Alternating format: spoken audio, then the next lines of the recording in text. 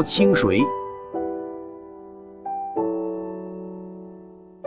苏州望山生态园处于天然山林环抱之中，是一处山林植被、农业生态、田园村落、历史古迹保存良好的田园梦乡。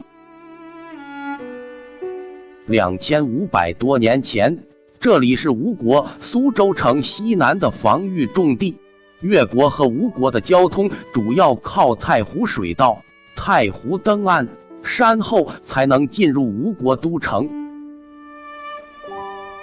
附近群山自古以来有名人墓地，清代同治年间，清末外交家苏州状元红军的墓地据传也在附近山中。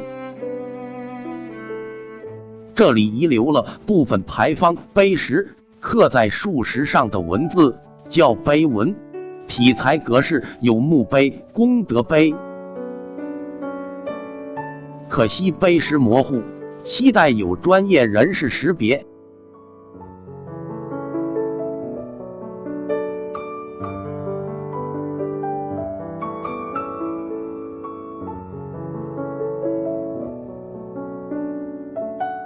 如今附近山里仍然有风景不错的墓园，远处寺庙叫宝华寺，又称宝华禅寺，始建于南朝梁天监2年，距今已有1500年的历史。矮达岭又称作矮岱岭，这个名字是形容山峰之高，直达天上云霭的意思。